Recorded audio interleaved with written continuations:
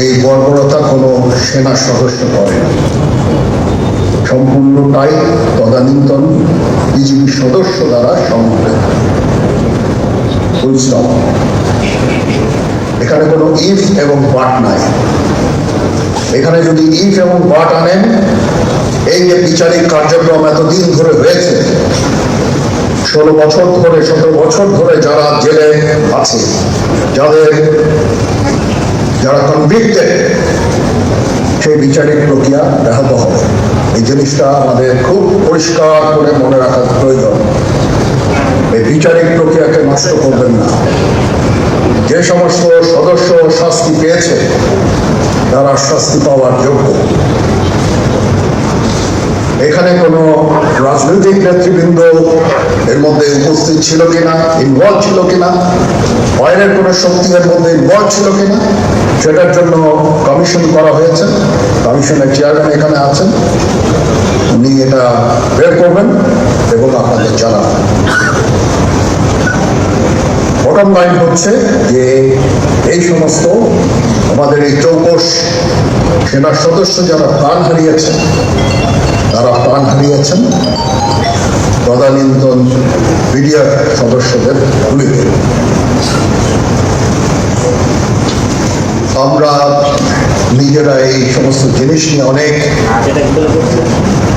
ভিন্ন মত পোষণ করছি। কেউ কেউ এই জিনিসটাকে ভিন্ন খাতে প্রবাহিত করার চেষ্টা করছে, সেটা আমাদের জন্য মঙ্গলজনক হবে না। আজকে যদি আমার যে উপদেশ আমি কিছু দিয়ে যাব, সেটা যদি আপনারা গ্রহণ করেন, আপনারা লাভবান হবেন, আমি এটা আপনাদের নিশ্চিত করছি। আমরা নিজেরা ভেদাভেদ সৃষ্টি না করি, আমরা নিজেরা ইউনাইটেড থাকি। আমাদের মধ্যে যদি কোনো সমস্যা থেকে থাকে, কোনো ব্যত্যয় থেকে থাকে, কোনো গ্রিভান্সেস থেকে থাকে, সেটা আমরা আলোচনার মাধ্যমে সমাধান করব। এটার জন্য ডানে বায়ে দৌড়িয়ে কোনো লাভ হবে না, নিজের ক্ষতি ছাড়া কোনো লাভ হবে না। আমি আপনাদের এই জিনিসটা নিশ্চিত করে দিচ্ছি। কিছু কিছু সদস্যদের দাবি যে তারা 2009 সাল থেকে আজ পর্যন্ত বিভিন্ন শাস্তি পেয়েছেন। কেউ কেউ দায়ী করছেন যে তারা অযাচিতভাবে শাস্তি পেয়েছেন। এটার জন্য আমি একটা বোর্ড করে দিয়েছি, একজন লেফটেন্যান্ট জেনারেল সেই বোর্ডের সদস্য। প্রথম ফেজে 51 জন সদস্যর ব্যাপারে আমার কাছে রিকমেন্ডেশন নিয়ে এসেছে।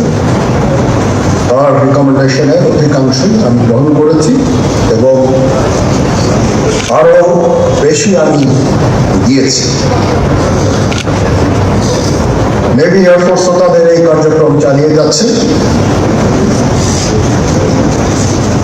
আমার স্ট্যান্ড পয়েন্ট হচ্ছে, যদি কেউ অপরাধ করে থাকে সেটার জন্য কোনো ছাড় হবে না, বিন্দু মাত্র ছাড় নাই।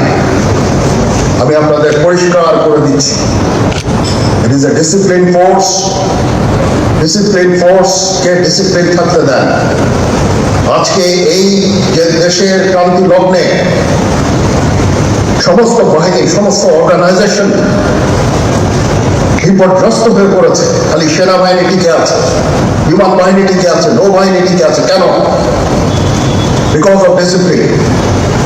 তারপরে আমি আমার অফিসারকে আদেশ দিয়েছি, যদি সামান্যতম কোনো সন্দেহের অবকাশ থাকে, কোনো কার বিরুদ্ধে যে অ্যাকশন নেওয়া হয়েছে, অপরাধী কিনা যদি সামান্য কোনো সন্দেহের অবকাশ থাকে, সেটা তাদের ফেভারে যাবে।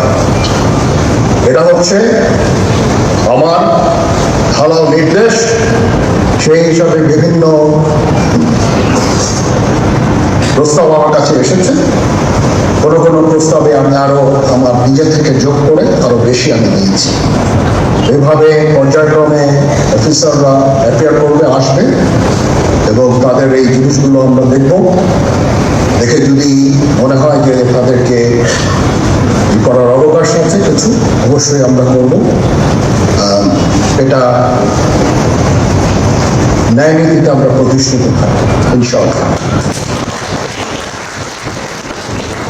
আপনারা কিছু মনে করবেন না, আজকে আমি একটু পরিষ্কার করে আমি কথা বলতে চাই। আপনাদের সবার হয়তো ভালো নাও লাগতে পারে, কিন্তু বিশ্বাস করেন, আমার এটা যদি আপনারা গ্রহণ করেন, আপনারা লাভবান হবেন, কোনো ক্ষতি হবে না। আমার অন্য কোনো আকাঙ্ক্ষা নাই, আমার একটাই আকাঙ্ক্ষা, দেশ এবং জাতিটাকে একটা সুন্দর জায়গায় রেখে ছুটি করা। I had enough. Was last 7-8 months, I had enough. আমি চাই দেশ এবং জাতিকে একটা সুন্দর জায়গায় রেখে আমরা সেনানিবাসে ফেরত আসবো।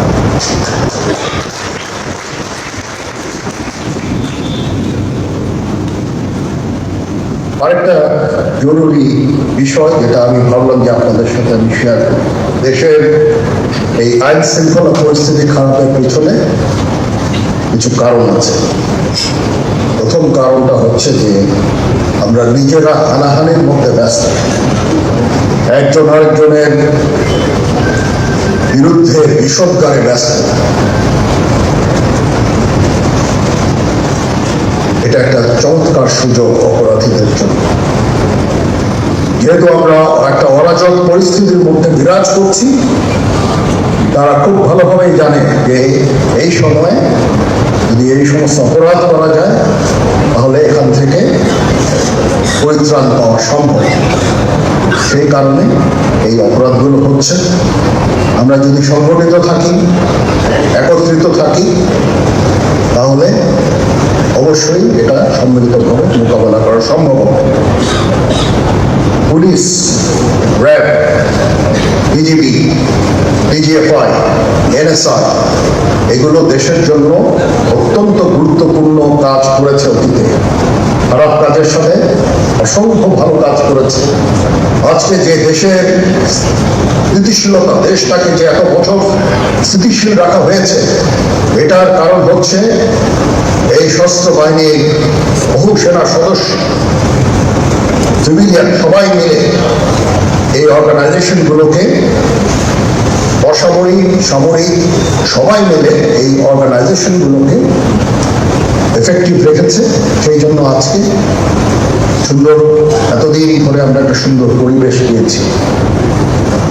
এর মধ্যে যারা কাজ করেছে, যদি অপরাধ করে থাকে সেটার শাস্তি হবে, অবশ্যই শাস্তি হতে হবে, না হলে এই জিনিস আবার ঘটবে। আমরা সেটাকে বন্ধ করতে চাই চিরতরে, কিন্তু তার আগে মনে রাখতে হবে আমরা এমনভাবে কাজটা করবো এই সমস্ত অর্গানাইজেশনগুলো যেন আন্ডারমাইন না হয়। আজকে পুলিশ সদস্য কাজ করছে না, একটা বিশাল বড় কারণ হচ্ছে অনেকের বিরুদ্ধে মামলা, অনেকে জেলে। RAB, BGB, DGFI, NSI panic, বিভিন্ন দোষারোপ, খুন ইত্যাদি তদন্ত চলছে। অবশ্যই তদন্ত হবে, দোষীদের বিচারের আওতায় আনতে হবে।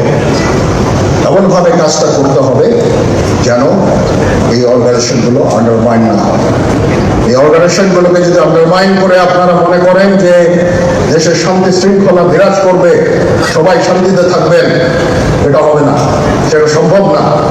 আমি আপনাদের পরিষ্কার করে বলে দিচ্ছি, এই দেশের শান্তি শৃঙ্খলা রক্ষার দায়িত্ব খালি সেনাবাহিনীর না। 2 লক্ষ পুলিশ আছে, বিজিবি আছে, র্যাব আছে, আনসার বিডিপি আছে, আমার আছে হচ্ছে 30,000 সৈন্য। এদেরকে আমি এই যে একটা বিরাট ভয়, আমি এই 30,000 সৈন্য দিয়ে আমি কিভাবে এটা পূরণ করব? 30,000 থাকে, আবার 30,000 চলে যায় ক্যান্টনমেন্টে, আরো 30,000 আসে। এটা দিয়ে আমরা দিন রাত আমরা চেষ্টা করে যাচ্ছি। এখানে যে সমস্ত শৃঙ্খল কাজ হয়েছে সেটা আমাদের নিজস্ব তৈরি, এটা আমাদের নিজস্ব ম্যানুফ্যাকচার, আমরা নিজস্ব এইগুলো তৈরি করেছি। এই বিপরীতমুখী কাজ করলে দেশে কখনো শান্তি শৃঙ্খলা আসবে না, এই জিনিসটা আপনাদের মনে রাখতে হবে।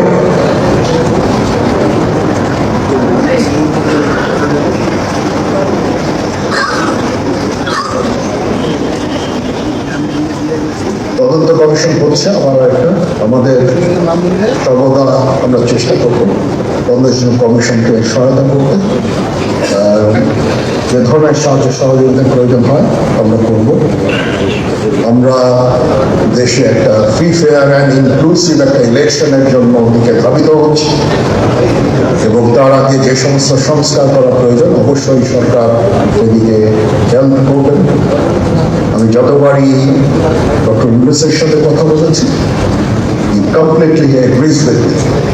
There should be free, fair and inclusive election, and that election should be within December or close to that. যেটা আমি প্রথমেই বলেছিলাম যে 18 মাসের মধ্যে একটা ইলেকশন।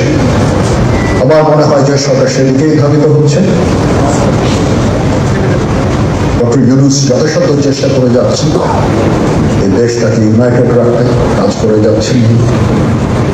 ওনাকে আমাদের সাহায্য করতে হবে, উনি যেন সফল হতে পারেন সেই দিকে আমরা সবাই চেষ্টা করব।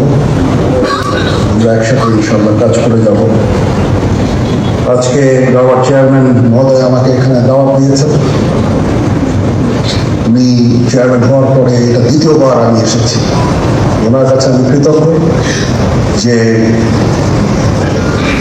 উনি আমাদেরকে আলাদাভাবে বা রাওয়া আমাদেরকে আলাদাভাবে দেখছেন। সার্ভিং এন্ড রিটায়ার্ড, আমি তো বলেছি প্রথমেই যে এনি ডিফারেন্স। আমি সেনা প্রধান হিসাবে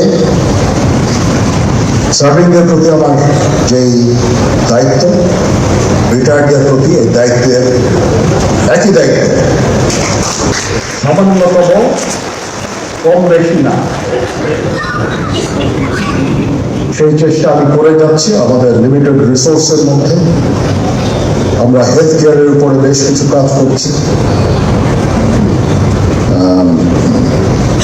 নিজস্ব কিছু মেডিকেল হসপিটাল করার চেষ্টা করছি, ক্লিনিক করার চেষ্টা করছি এবং আপনারা আস্তে আস্তে এগুলোর ফল ইনশাল্লাহ পাবেন। আসেন আমরা নিজেদের মধ্যে মারামারি কাটাকাটি না করে আমরা ইউনাইট আওয়ারসেলফ, দেশ জাতি যেন একসাথে থাকতে পারি সেদিকে আমাদের কাজ করতে হবে। আমাদের মধ্যে মতের বিরোধ থাকতে পারে, চিন্তা চেতনার বিরোধ থাকতে পারে, কিন্তু দিন শেষে যেন আমরা সবাই দেশ এবং জাতির দিকে খেয়াল করে আমরা যেন এক থাকতে পারি। তাহলে এই দেশটা উন্নত হবে, এই দেশটা সঠিক পথে পরিচালিত হবে। না হলে আমরা আরো সমস্যার মধ্যে পড়তে যাব। বিশ্বাস করেন, ডোন্ট ওয়ান্ট টু হেড, ওইদিকে আমরা যেতে চাই না। আমি আপনাদের সতর্ক করে দিচ্ছি। পরে বলবেন যে আমি সতর্ক করিনি, আমি আপনাদের সতর্ক করে দিচ্ছি।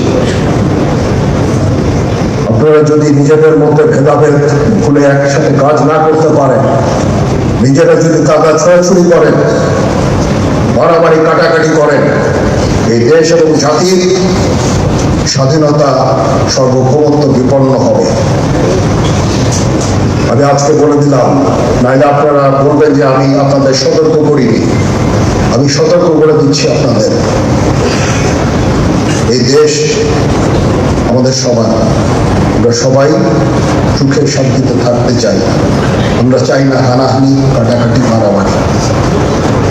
সেই উদ্দেশ্যে আমি কাজ করে যাচ্ছি, আমরা কাজ করে যাচ্ছি।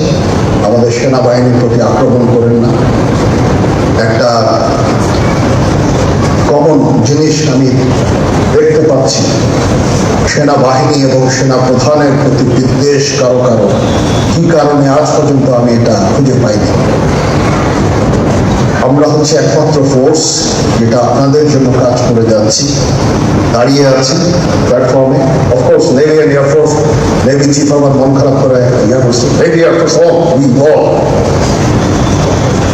আমাদেরকে সাহায্য করেন, আমাদেরকে আক্রমণ করেন না, আমাদেরকে অনুপ্রাণিত করেন, আমাদেরকে উপদেশ দেন। কোনো একটা সমস্যা হয়ে গেলে আমি জয়নুরুদ্দিন স্যারের স্মরণপূর্ণ হই এবং উনি আমাকে উপদেশ দেন। সিনিয়র জেনারেল আমাকে উপদেশ দেন, আমি সবার কাছে স্মরণাপন্ন হই।